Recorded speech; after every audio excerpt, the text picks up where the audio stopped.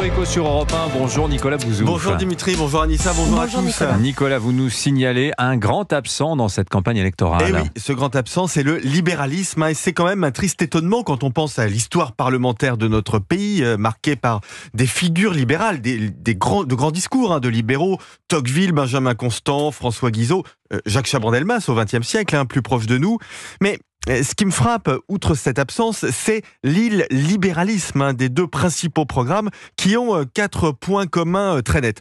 Le premier, c'est une hostilité au libre-échange, et notamment au libre-échange agricole. Il est vraiment question de remettre le protectionnisme au goût du jour. Le deuxième point commun du programme du Rassemblement national et du nouveau Front populaire, c'est le non-respect des traités européens. On ne les respecte pas et on verra bien ce qui se passe. L'Union européenne étant décrite par les deux camps comme une espèce de monstre libéral.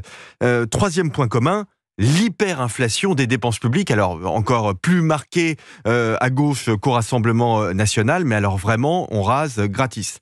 On reste gratis, sauf que, quatrième point commun, il y a quand même un certain nombre d'augmentations d'impôts. Alors là aussi, elles sont plus fortes du côté du nouveau Front populaire. Bon, le programme du camp présidentiel est-il davantage libéral ? Écoutez, il y a assez peu de mesures, et non, il n'est pas vraiment libéral. L'une des mesures les plus originales, vous en parliez Dimitri il y a quelques instants, c'est la création d'une complémentaire santé publique à 1 euro. L'État va créer sa propre mutuelle, en quelque sorte. Bon, je rappelle qu'il y a déjà quand même une sécurité sociale qui, elle aussi, est publique. Au fond, dans cette campagne, on a un peu l'impression que l'entreprise est abandonnée, l'innovation n'est pas un enjeu, l'intelligence artificielle, ça n'existe pas. Quant à des termes ou à des expressions comme liberté d'entreprendre, efficacité de l'État, concurrence, moi, je ne les ai pas entendus une seule fois. Mais peut-être que les Français considèrent qu'un État plus fort doit contrôler l'économie. Les Français sont-ils libéraux, Nicolas ? Écoutez, c'est un contresens. Je peux vous parler, par exemple, du plan Pinay-Rueff qui a été mis en place par le général de Gaulle en 1958 et qui s'est caractérisé par une baisse des dépenses publiques, une simplification de la fiscalité, la libéralisation des prix, la libéralisation des salaires, la réduction des barrières douanières à l'importation.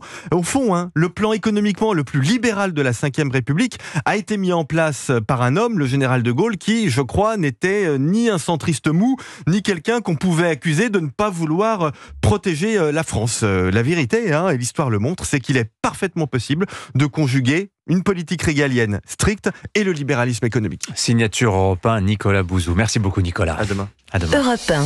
Tout à l'heure à 9h30.